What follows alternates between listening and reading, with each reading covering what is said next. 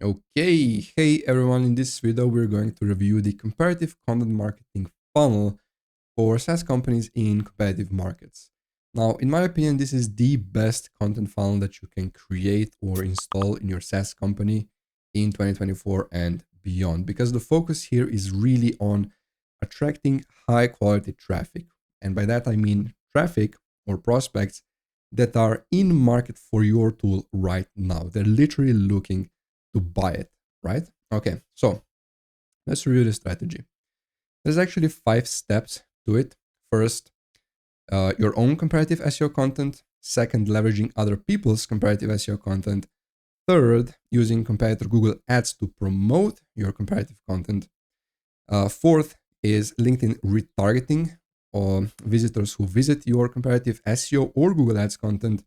And the final point is reaching out to people who have visited your comparative content. Okay, so if you start with the first point, comparative SEO content, this is really the core of your comparative content marketing strategy, which are the versus posts. So versus posts are as bottom of the funnel as it gets, quite literally.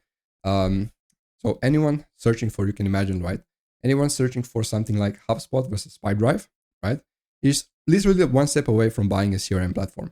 This is different from, let's say, HubSpot alternatives or best CRM software, which is a bit higher up the funnel, right? Still bottom of the funnel, but a bit higher up.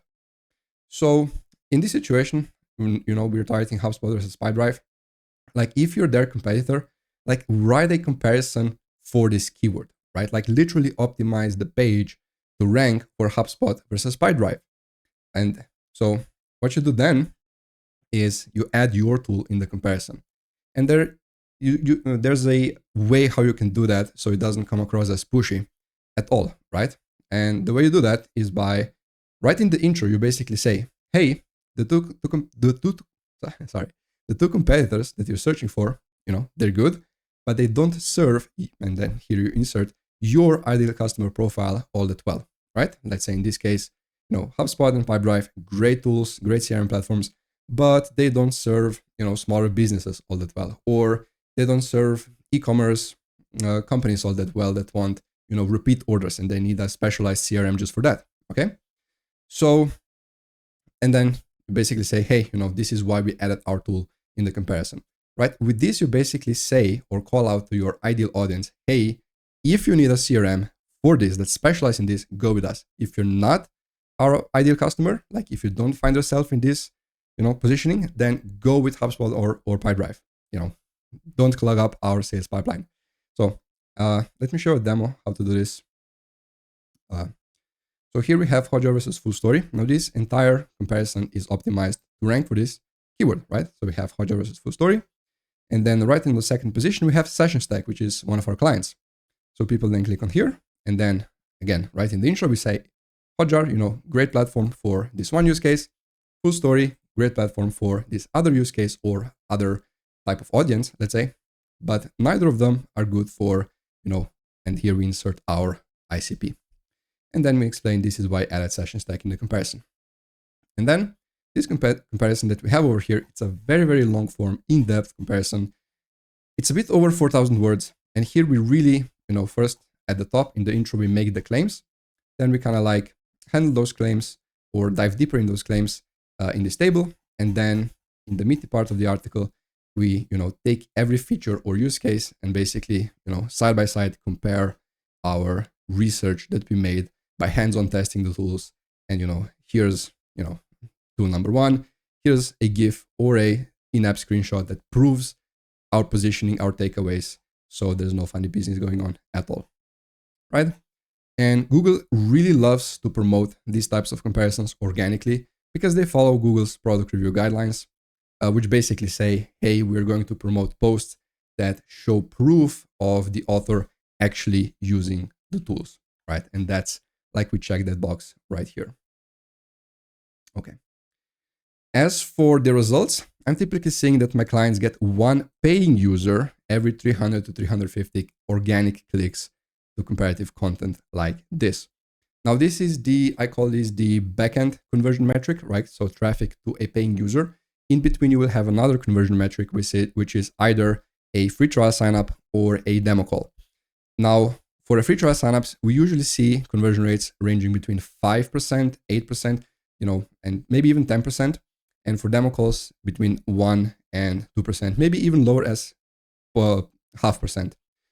That really depends on the messaging and positioning you choose to use in a particular comparison, right? If your messaging, right, in this case, I'm talking about this point, is very niche, then of course your front-end conversion metrics will be lower. Fewer people will sign up for a free trial, fewer people schedule a demo call. That's fine, because on the back end, because you are more specific here, those trial to paying conversion rates and also demo call to close essentially conversion rates will be higher. All in all, what I'm seeing is that, there seems to be like this law of nature that in the end, you will get one paying user every 300, 350 clicks. The math kind of works out that way. So that's what you can expect with specifically the versus comparative content. Okay. So that would be like the first step in the content funnel. Second one would be other people's comparative SEO content. Now, truth be told, a lot of marketers are sleeping on versus post. Like no one is doing this, or at least very, very few people. Okay. But if we go for like keywords such as comparative alternatives and best software for a specific, category like CRM, maybe even CRM for small businesses, right? These have higher search volumes and also a lot of, or much higher competition, I should say. So for these, I actually don't suggest that you try to rank for these, especially with a newer site. But what you can do is you simply leverage other people, other people's content in this case. So what you do, you find keywords such as, comparative alternatives. Let's go with like ConvertKit alternatives, right? And then you open up top 20 results. Most of them will be listicles, right? So we have 8 best ConvertKit alternatives from Moosend. Then we have something from Drip, Beehive, Marketer Milk, and these are all listicles, right? So here's a list of newsletter platforms. Here's another list, another list, another list, right? There you go. And so what you basically do is you look who is the author, or maybe content manager, CMO in that particular company. You target multiple people in outreach, of course, right? And you basically say, like, what will it take for you to add our software to the list, right? Like, that's literally, like, your email can be that short, right? And people will usually respond because you're, offering something to them. You're not just saying, hey, add us to this list, right? And so what I've discovered is that if you're writing to affiliate marketers, they will usually ask for an affiliate deal, right? Like, hey, we'll promote your tool if you give us a good affiliate deal, or perhaps better affiliate deal than what we have, on the first position over here, right? If you write to non-competitors and bloggers, they will usually ask for a flat rate, just like, which can range from like $50 to even like $2,000, $3,000, right? A very, very large spread over here. So it all comes down to your negotiation skills. And you can even reach out to direct competitors, and you'll be surprised, but like these guys are most eager, besides affiliate marketers, to kind of like work with you. That's my experience. But they will usually ask for you to include them in your listicle in return, right? So in this case, you will have to write your own listicle, such as, alternative listicle and best software listicle, which is fine, and yeah, basically what you want to do is you just want to get placed on the list. It doesn't have to be the first position. Just like, as long as you're somewhere on the list, it's fine, right? Because you can imagine that someone searching for comparative alternatives and best software for X, they're essentially, how people act on these types of SERPs, they will literally like open up like top 10 results and then see the overlap, right? Which tools appear everywhere. And then they will kind of like kick off their own research into that tool from there on, right? So yeah, that's what you want to simulate. If you don't have any SEO strategy currently in place or anything like that, if your SEO awareness is very, very low or non-existent, like this is something that you do first, right? Because then when someone is ready to start, begins the process of researching which tool they should use, they will usually start with these searches. And if you show up in every listicle, for let's say 10 different keywords, you can just go, ConvertKit alternatives, MailChimp alternatives, very easy to come up with this. keywords, like that will create a lot of social proof, right? Even if you don't have any awareness in other educational content, let's say like middle and top of the funnel content, that's fine. You can literally like get lots of users this way. Okay, so that's other people comparative content, and this is all organic, right? This is so the first point was organic, your own organic SEO content, and here's other people's comparative SEO content. Now, third point is comparative Google Ads. So here we will have to spend some money because yeah, we are in the domain of paid ads. But I really love this because we can be very lean without budget because we are very targeted. We're not using this for prospecting essentially, but we are already targeting people that we know, okay, these have a higher chance of converting. Okay, so basically what we do is, yeah, with the previous two steps, we were actively focused on prospect data. So actively switching to a new tool, but here we're kind of like targeting prospects that are typing in Google stuff like MailChimp or ConvertKit, you know, those types of keywords that are branded and we have no chance of ranking for anyway, right? There's no chance that you will rank for MailChimp if you're not MailChimp. That's a fact, right? So, but there are like your ideal users might be searching for this right now, okay? So those users might be, you know, people, again, just researching MailChimp or most often already existing users of MailChimp. Now, each platform, there are some users, a chunk of users in each platform that are not satisfied with that platform. But the pain is not so large that they would, you know, start actively looking for a different solution. But if a good solution presents itself to them, they would be like, okay, I'm switching, especially if it's easy to switch, right? So those are the people that we are targeting here for real. And essentially what we do, we use the research, the competitive intelligence research that we did from step one, right? Because we had to hands-on test the tools to write those comparative posts. We leverage that research to basically highlight or identify the biggest pain points and weaknesses of our competitors. And then essentially we prepare landing pages, right? Because landing pages work better with Google Ads because someone clicking on Google Ads has a different psychology, right? Than someone clicking on organic result. And so that's something like what Bravo did over here, right? So they targeted MailChimp and they are appearing in this sponsored position. And then they specifically highlight this pain point of don't let them overcharge, right? So for some, they have identified that, you know, people who switch over from MailChimp to Bravo are usually people who are not satisfied with MailChimp's pricing, you know, and that's the pain point that they highlighted right in the meta copy. And if they are smart, that's something that they will also highlight in the, of course, the landing page that this leads to, right? So as for the landing page, short-form landing page, what I recommend that you do is, you know, create one, but then actually make it a comparison. Because like, and this is like 99% of the times, what I see people do is they just write something like, I don't know, in this case, Toggle Track, the timely alternative. And then if you read the page, it's just a product pitch for Toggle. There's no mentioning of any timely, you know, whatsoever. So this page actually is one that we wrote and we actually fixed that. So here's how that looks like. You know, we have Toggle Track, the timely alternative, highlighting the main kind of like differentiators. Here's a call to action right now. Here's a GIF of Toggle, kind of like in-app, so people can see what the vibe is like without having to sign up, right? Just good practice. And then here we highlight the main difference between the two tools, how easy it is to switch from Toggle to, from timely to Toggle, that's right. And a nice comparison table. Here we're not really slandering the competition, like we never really want to do that. You just kind of want to show the facts, right? And then here's the most important part, is that you highlight the 3 pain points. That's what I would suggest, like flexible time tracking in this case. And then you clearly explain, hey, timely, you know, they have this situation with regards to this feature or use case. But here's how we solve that problem that they're having, right? And here's advanced time data analytics. You know, here's timely, here's Toggle Track, here's how we solve the problem. And again, here's timely, here's Toggle Track, here's how we solve the, in this case, affordable pricing, a flexible and affordable pricing, right? There you go. So doesn't need, this doesn't mean that we always use pricing in the comparison. You know, if that's a pain point we want to highlight, that's what we use then. There we go. And then we have some case studies and I guess testimonials. And this still not convinced section, which with a button that leads to a longer form comparison that we have also made for Toggle, which is Toggle Track versus timely. And it's like that 4,000 word long comparison. That's what you do, okay?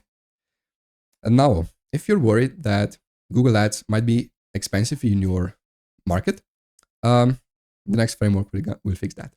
And I'm talking about LinkedIn retargeting. This is extremely, extremely powerful for B2B SaaS, enterprise SaaS, and also startups. If you are B2C, then I would just switch this with like Facebook and Instagram. Also should work fine.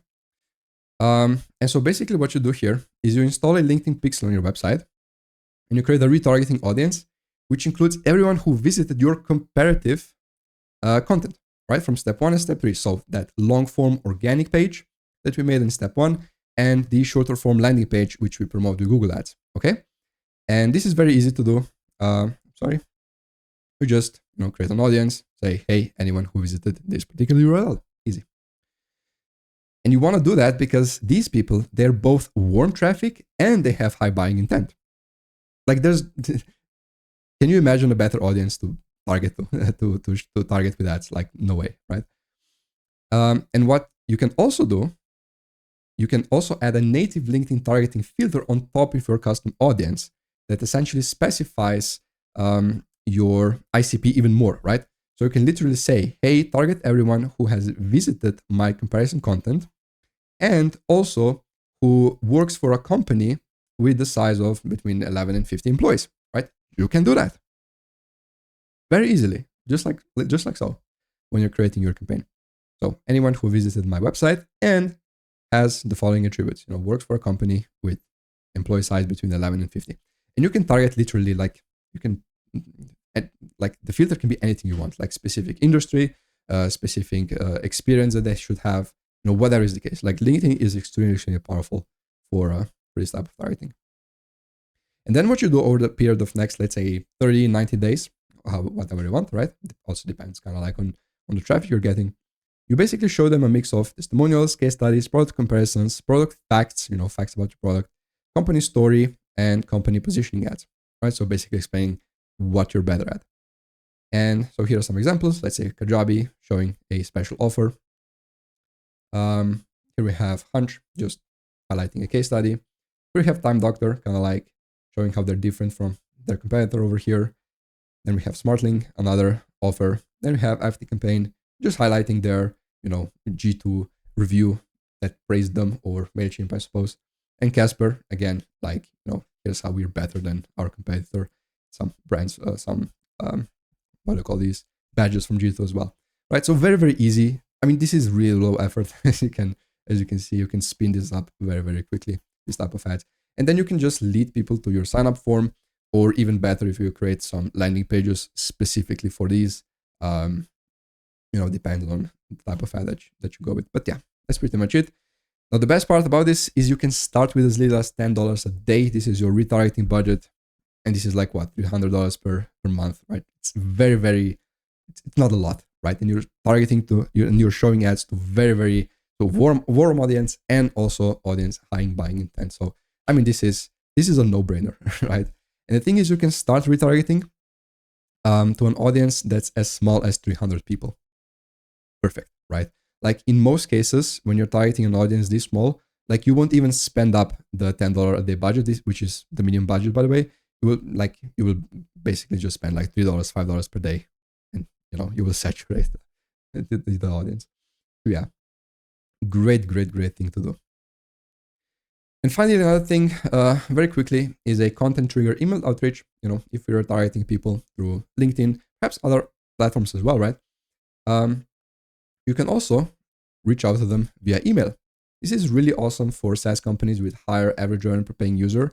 And especially if you have a sales team, could be an inbound, outbound, doesn't really matter. And quite simply what you do, you use something like OpenSend to get the exact email addresses of people who are visiting your comparative content again, right? So this is traffic de-anonymizer. And I like OpenSend because unlike, let's say, Leadfeeder, which is a bit more popular, Leadfeeder only tells you the company so the company that has visited your website, right? So someone from, I don't know, Toyota visited your website, right? Like that's not particularly useful, right? But OpenSend tells you a specific person and their email address that visited your website. So that's why I recommend them. And what you do, you basically then reach out to them. You can immediately like import them into your CRM and trigger a automatic communication sequence, and basically reach out to them and say, and offer them assistance in their buying journey, right? As you would usually do with any type of inbound lead. So that's it.